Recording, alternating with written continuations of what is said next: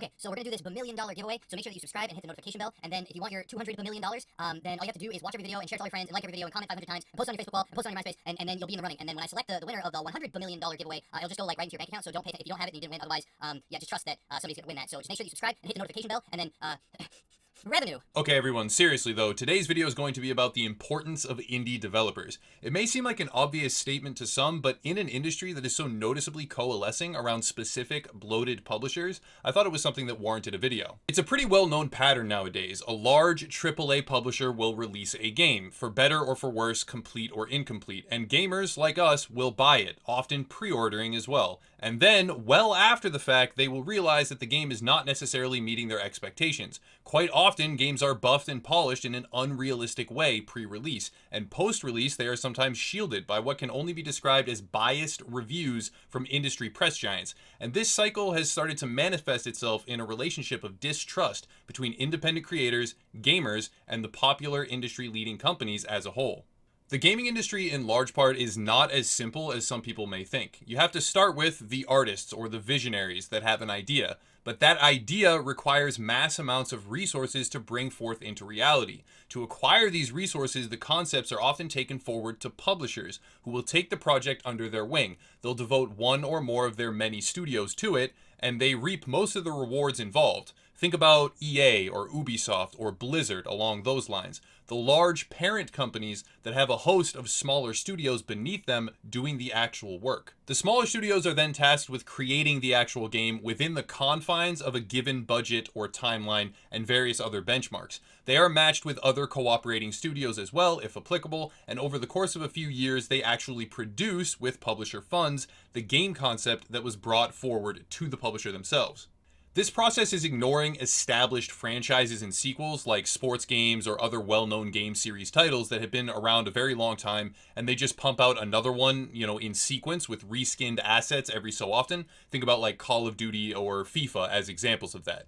Now, after the game has been mostly finished, and I do say mostly here very deliberately because it is very rarely a complete title, after it's mostly finished, the publishers start to smell the money, and they pick out a release date that coincides with a revenue report that is pleasing for shareholders, not a release date that is beneficial to the game's actual development. They then task the actual studios coding the game to get it ready and playable before that day, so that the quarterly earnings get that boost, or it's out before a big holiday buying season, etc., etc. You get the idea. This process as a whole inevitably creates problems. Nowadays, it's normal to see a game launch with a large day one patch, which fixes issues that can make the game almost unplayable, since it truthfully just wasn't ready to be released yet. You have games that launch without an endgame loop entirely, or even stripped of major features which were advertised at their world reveals at various conventions. The effect of this process, to say the very least, is profoundly negative.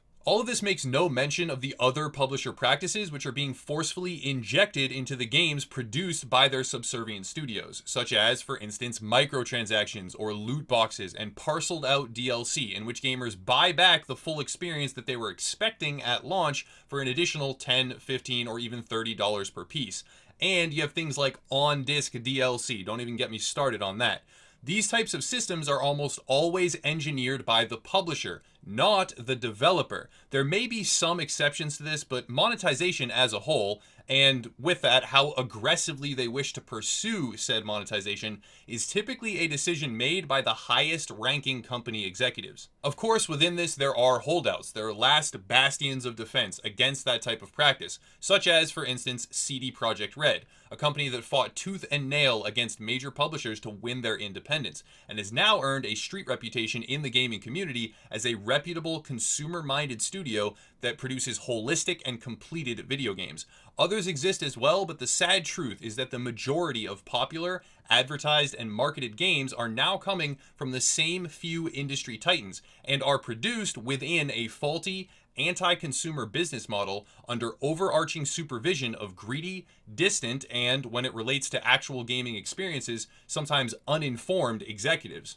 This is the reason why indie developers and indie video games are so very important. Oftentimes, gaming concepts never see the light of day due to the resources required and the funding required, but in the infrequent instances where enough industry professionals congregate around an idea and find ways of either crowdfunding or self-financing their endeavor, you get a smaller team that is free from the yoke of publishers.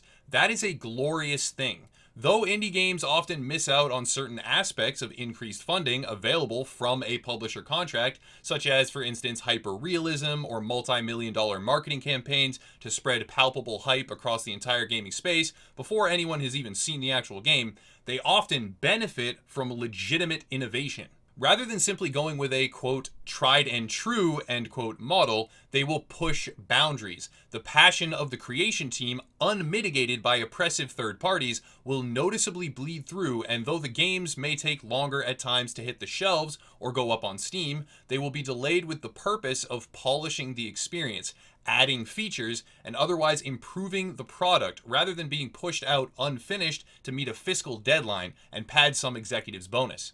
This is of course not universally true. There are some pretty spectacularly bad indie games on Steam, in fact, and at times there will be just badly made carbon copies of previous games, but as a concept, the idea of smaller teams pushing boundaries and operating free of established anti-gamer practices is a truly appealing thought. At least personally, as a creator, I want to do my part to support these ventures. Games like Darkest Dungeon or Cuphead, for example. It can be hard to tear oneself away from the high-budget, overhyped standards that we see so often for $60 release titles, but by feeding smaller projects, it can have a snowball effect as those teams find success. They hit their stride, and then they expand their operations, allowing them to produce progressively larger projects while maintaining their freedom.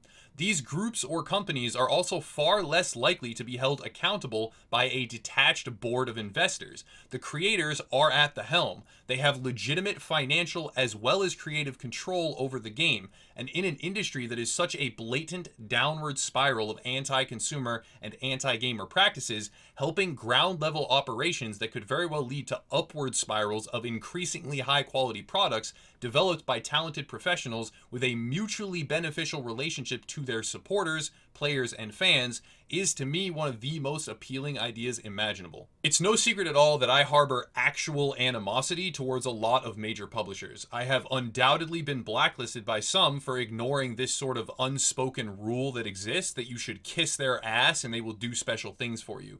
But the reason for this is because they are trash companies with practices that reek of poor planning and an almost tangible reprehension for their customers and player base. The trend has been visible for a very long time. An evolution from basic game launches to paid DLC to season passes to cosmetic microtransactions to progression microtransactions to blatant internal gambling systems that they try to defend as not gambling when they mask all the odds and subject players to RNG-based rewards for a paid fee. But that is, by definition, gambling. For every ounce of distaste I feel towards major publishers, however, I feel an equal portion of respect and admiration for smaller independent projects. And since I have managed over the past year or so to build a platform by which I can reach a growing number of gamers, however small it may seem in the relative scheme of gaming as a whole though, I believe it's essential to use it properly. And the main takeaways that I want to communicate is that we as gamers need to, number one, stop digitally pre-ordering copies. I say digitally because handing over $5 at GameStop to reserve your physical disc is totally fine. There's nothing wrong with that. But keying in a credit card before the game has had a beta and paying full price or even more for its online version and copy, which is never going to sell out, is not okay. And it encourages and perpetuates a degradation of the practices among publishers. Number two, we should seek out and support smaller projects. There are a lot of different ways to do this, but one example is browsing the game directory on Kickstarter for something that represents innovative ideas. A game that I've been tracking personally and supporting for quite a while is Crowfall. It seems like a really cool project and it was crowdfunded successfully. If you find a game that you like, you can often support it for a fraction of what you would pay for a full AAA game. And also, more than likely, receive bonuses that are far superior to those of a AAA publisher gimmick that is offered for the gold or deluxe edition. It's a win-win mega win in my eyes. And lastly, number 3, we need to have realistic expectations of future games, not fall prey to overzealous marketing, and make educated decisions with our wallets to create a pattern of mutual respect among gamers and publishers.